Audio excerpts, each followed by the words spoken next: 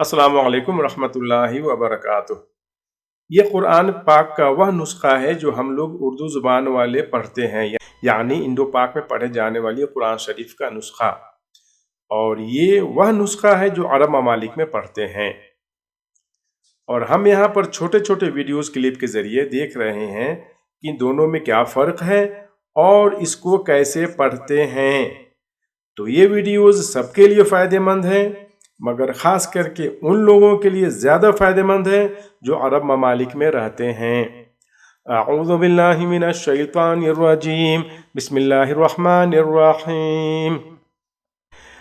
Last video में हमने देखा था कि उर्दू ज़ुबान वाले कुरान शरीफ में वाव के ऊपर में तशदीद है, जबकि अरब ममालिक में पढ़े जाने वाले कुरान शरीफ के नुस्खे में वाव के ऊपर में तशदीद नहीं है।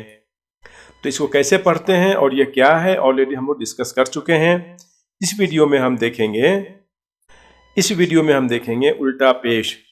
उर्दू ज़ुबान वाले कुरान शरीफ में हा के ऊपर में यहाँ पर उल्टा पेश है, और अरब ममालिक वाले कुरान शरीफ में हा के ऊपर में नॉर्मल पेश है, और आगे में एक छोटा सा वाव है, आप देख रहे होंगे। तो इसको कैसे पढ़ते हैं और यह क्या है? तो जैसा कि हम नूरानी कायदा में पढ़ चुके हैं कि जिस हरूफ के ऊपर में उल्टा पेश हो वह हरूफ मद्दा कहलाता है, यानी उसको एक अलिफ के बराबर खींच करके हम पढ़ते हैं। मा अग़ना अन्हु मालुहु व मा कसब, यानी अब देखिए इसको पढ़ेंगे हा पेश हु अन्हु, लेकिन यहाँ पर उल्टा पेश है तो एक अलिफ के बराबर खींचेंगे इसको। मालुहु मा अग़ना अन्हु मालुहु व मा कसब। जबकि अरब ममालिक वाले कुरान शरीफ में उल्टा पेश नहीं है, यहाँ पर है एक छोटी सी वाव, तो इसको कहते हैं वाव सगीरा, यानी जिस हरूफ के ऊपर में पेश के साथ में ये वाव सगीरा हो इसको हरूफ मद्दा कंसीडर करते हैं, यानी इसको भी हम एक अलिफ के बराबर खींच करके पढ़ते हैं। तो इसको अरबी में अगर हम हिज्जे करेंगे तो कैसे करेंगे?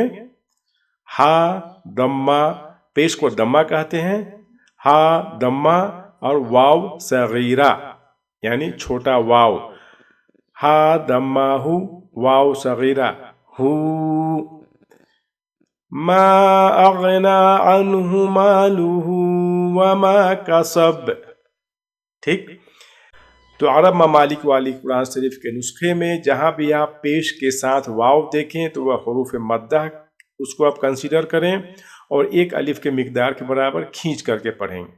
ठीक है, तो अगले वीडियो में फिर मुलाकात होगी, तब तक के लिए अस्सलामु अलैकुम रहमतुल्लाहि व बरकातुहू।